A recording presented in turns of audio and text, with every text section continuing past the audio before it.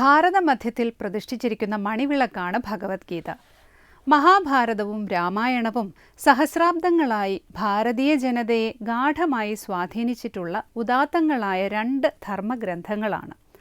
രാമായണം മുഗ്ധസുന്ദരമായൊരു നീതിശാസ്ത്രമാണെങ്കിൽ മഹാഭാരതം ഉദാരഗഹനമായ ഒരു സാമൂഹിക ശാസ്ത്രമാണ്. മഹാഭാരതത്തിൽ വ്യാസദേവൻ അസംഗനായി ഇരുളും പ്രകാശവും ഇടകലർന്ന ഈ പ്രപഞ്ചത്തിൻ്റെ വിചിത്ര ചിത്ര പരമ്പര ആലേഖനം ചെയ്യുന്നു. ലോകത്തോടുള്ള വ്യാസ സന്ദേശമാണ് ഭഗവത്ഗീത.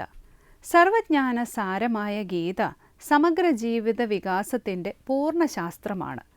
ഗീതോപദേശം ചെയ്ത ശ്രീകൃഷ്ണനും അത് കേട്ട അർജുനനും അത് രേഖപ്പെടുത്തിയ വ്യാസനും ഉണ്ടായ സമാധിലയം നമുക്കുമുണ്ടാകണം. എങ്കിലേ ഭഗവത്ഗീത പഠനം പ്രയോജനമാകൂ.